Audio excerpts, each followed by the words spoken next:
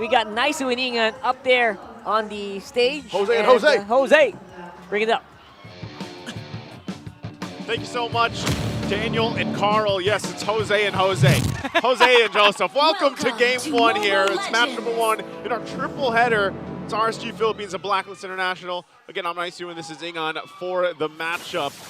Now, interesting that, I agree, the panel mentioned this. I love both drafts that came out to play here, but that's the thing. I think Leo hit it on the head. You have this momentum from yesterday that Blacklist International brings to this game. They want to scrap, they want to fight. The synergy was great yesterday, but you're up against a team that loves that chaotic playstyle. They love to battle it out. Oh, Lord JM. Speaking of battle it out right now, they're going for the XP lane. Lord JM pops his vengeance over here, and the taunt coming in from Blacklist. RSG though, working on Light. Light's gonna escape. Aqua comes in. And that's what you were saying. Yeah. RSG loves to fight. That was a fast rotation onto the bottom lane right away. Yeah, a whole lot of fighting. And like to go to that point more, RSG, because of their playstyle, the way that they like to approach the game, they've also got 2 revitalizes, by the way. Oh. Okay. The yo-yo blitz. Here comes MP the King. First blood gonna take down Nibor. Gonna let Light live so far. That's a kill MP the King wants with Hayabusa. Yeah, that's tough. Going back to all of what I was just saying is they've got the tools to fight, but when you give a first blood kill to a Hayabusa, mind you, MP the King, in the way that he plays as a player, he could snowball this into pretty much out of control territory. And we saw, recently, I think this was last week even, or just even the performance that we saw yesterday, where Demon Kite, especially on the Hayabusa last week, snowball the game entirely out of control where it was hard to get back from that. So, part of this too, interesting, Haji is also running the Warcry emblem on the Loi Yi. This is going to be a lot of extra, I feel like, burst damage, which might pop up with the way that her kit works here. So that might be something that keeps RSG's fighting style and chaotic style in check a little bit. But as we get to this, again, nothing more happening. Some action on the bottom lane, but this turtle is up here. And Blacklist will go ahead and start things up. Perk's not level 4 just yet. And you can see already purple buff is going to be the focus from MP the King right now. And you can see the community prediction literally riding from Blacklist performance yesterday. 65.5% voted for Blacklist to win this series. I mean, they went up against FCAP, swept them, so I'm not blaming the community for voting Blacklist. I feel like they needed that. A lot of the agents, just in general, what happened yesterday got everyone excited to see what's going to happen here. So now finally MP the King's got his buffs. He's going to get ready to go and get in position. Everybody really for this first turtle, and honestly, they're taking their time for it. I mean, even so, Irad making his way, but I don't know, neither team wants to actually commit to it just yet. Yeah, I mean, even Lord JM just really zoning out Nibor. You can really feel the nerf onto the Hylos. And with this Lord JM CC pick, you won't expect any setups from him. You can actually expect a lot of damage coming in from CC as Blacklist works on this turtle. Well, here it is. Okay, it's going to go for a reset still. The threat of having the Hylos here too. Irad shows up. They drop down the pathway. And here comes the Glorious Pathway. Plus the AOG is not going to connect onto anyone. MP the King working on Light. Stun coming in from Light. MP the King cast a Wiki Shadow kill as well as the Implosion gets the kill onto Light. Now Tempest of Blades wants to go right after Haji, KDA Machine. Perks working on the ring of punishment. And what a beautiful diversion play to escape Irad. Haji, the KDA Machine, alive, and Lord JM takes down Nibor. So much happened in that fight. Oh, hold on. Oh, look at that Eternal Guard onto MP the King. He has to use the Quad Shadow out, and still the first turtle is alive. All right. First turtle, no one's going to get it just yet. Maybe now that Iran has the purple buff, but man, even earlier on, I don't know if we're going to get a replay of it, but good timing and the amount of just resources left that Haji was able to escape with his life was great to see. Ultimately, though, Blacklist is still going to find themselves with a nice little lead, 1.5K ahead. Some of the items will be falling in place, those first items being locked in here shortly. And for RSG, that's what they're going for. Those kind of extended team fights because of the fact that they have this Hylos and the Gatakacha. Yeah. Plus the 2 Revitalize, like I mentioned earlier. And then even so, Aqua with an Eternal Guard, is all going to help part of that. So now, once again, we find ourselves at the first turtle take. Okay, Irad surveying the scene. It's going to be a retribution battle, but MP the King gets the turtles. The Glorious Pathway will be casted. They want to work on Perks here. 4 members of RSG surrounding Perks. Will he be able to escape? He has the implosion. He's not going to cast it. Curse of Blast is there. Ring of Punishment coming in from Nibor. And Nibor's going to bring him down. A Spear of Destruction is not going to hit. And Lord JM soaking damage coming in from Light. He has to walk away, though, as they work on Nibor. A killing spree coming in from MP the King. So they go and trade it out. Objective goes to Blacklist International. You got the 1-for-1. It was a roamer for you have your XP lane.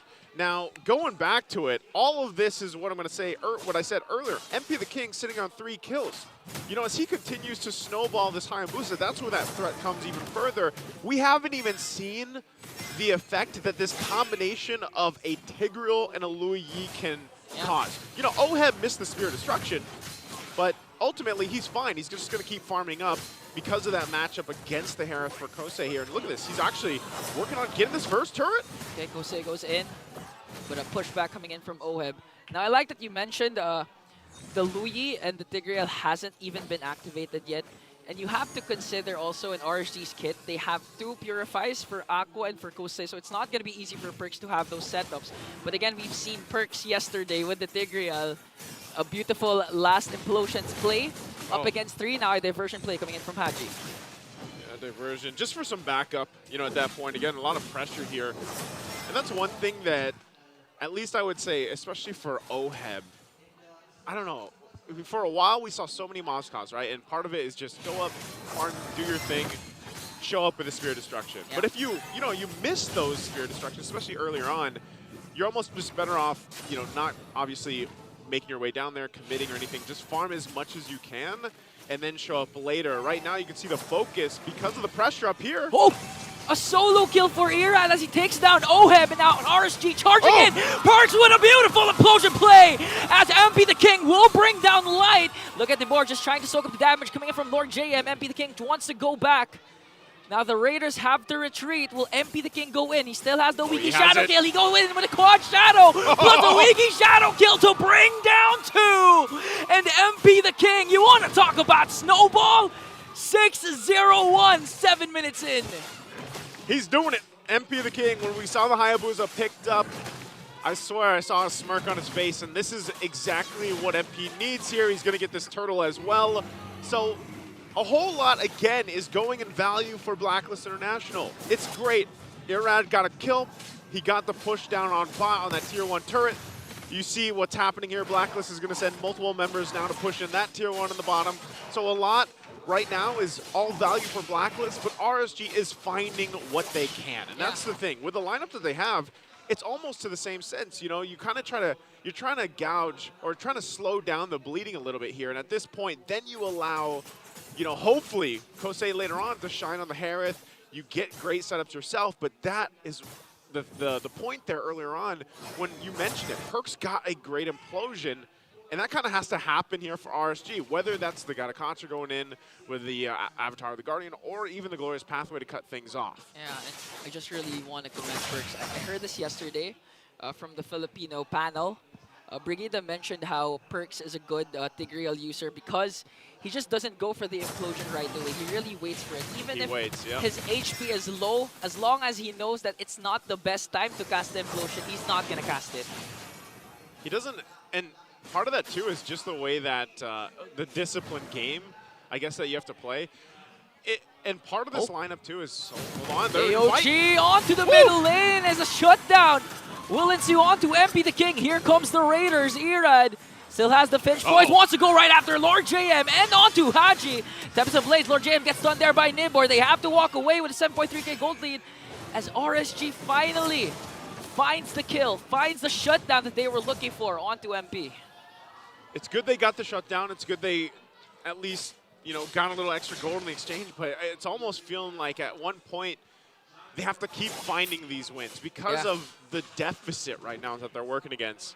And really, when you look at RSG's playstyle right now, the way that they're trying to find those moments, it's a little disjointed because of the fact of composition versus composition, the way that they have to lean into those team fights if they will. And honestly, for RSG and knowing how they like to approach this game, even if they're down, you know, so to speak. Okay, so we had a correction there. That was, you can see the actual gold difference now, it looks like. So it wasn't as massive anymore because they got that shutdown.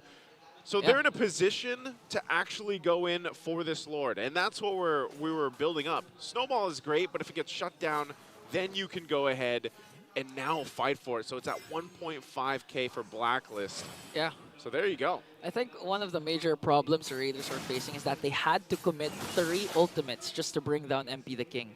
I saw it in the minimap. It started off with Light with the AOG, then follow up by the Glorious Pathway. And as soon as they caught MP the King, Aqua with a beautiful internal guard to really shut down MP the King. For me, that's worth it, though. Yeah, like, it's worth it. Especially it's MP the King, so yeah, it's worth it. Yeah, go for it.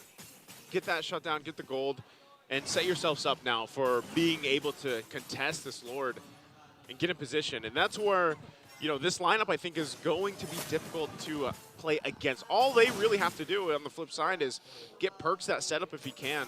And at the same time, we don't see CC often, you know, but the fact that Lord JM decided to go and play it this time around, I'm wondering if that'll be enough to have use in the fight. You can see Perks already popping the conceal. Okay, who wants to go for the implosion again? It's going to be a retribution battle, but MP the King is not there. Ira takes away the Lord, and here comes the clash. First man down is Light and Ira as they get a double. Oheb with a Spear of Destruction, trying to work on Hylos as Lord JM goes in with the Yo-Yo Blitz. Nibor gonna fall down in the hands of Oheb. That's 3 members down. MP the King goes in for Kosei. Look at the shurikens to bring him down and works on the middle lane. RSG got the Lord, but Blacklist got 4 Raiders. Oh, that's tough. They're gonna send the diversion to deal with the Lord. RSG might have got the objective, but man, did they just get handed in that team fight. And you can see how good they're going to feel about it too. Now Blacklist, when they went for that and they made that work.